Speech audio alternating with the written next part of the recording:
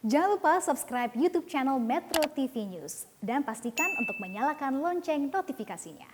Nah, tadi nama Ahok yang cukup kencang terdengar begitu, Mas Burhan, kalau memang seandainya begitu Presiden memilih Ahok, kira-kira akan seperti apa reaksi publik, positif atau negatif?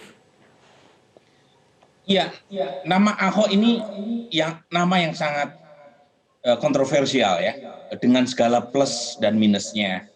Sementara isu IKN itu isu yang secara umum juga membelah.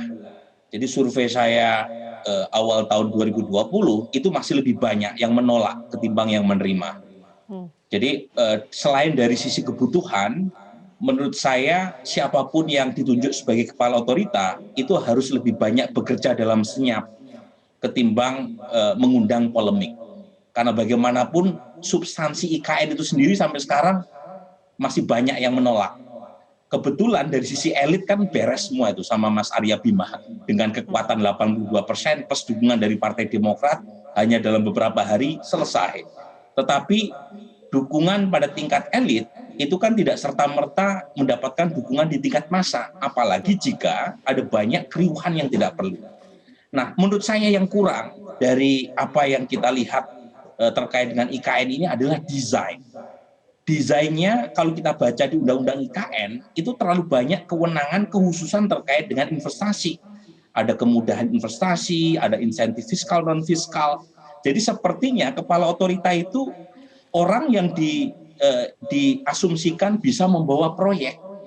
Nah, ini beda dengan misalnya kasus Canberra atau Ottawa.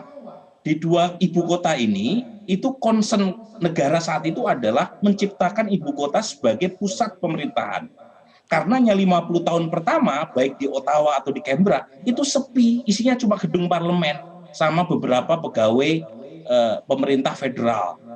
Nah, kalau di kita, di Nusantara ini, sepertinya ingin digenjot dari awal dan menjadi sebuah pusat bisnis baru di Kalimantan. Dan karenanya kita harus cari orang yang memenuhi sosok ini. Karena kalau kita baca di Undang-Undang IKN memang arahnya mau dibawa ke sana. Jadi tidak cukup hanya sebagai pusat pemerintahan. Nah, pertanyaannya siapa orangnya?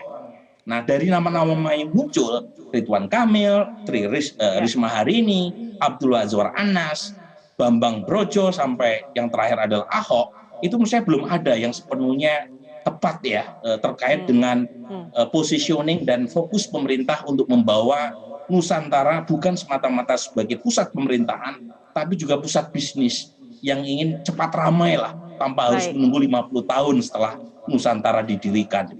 Oke.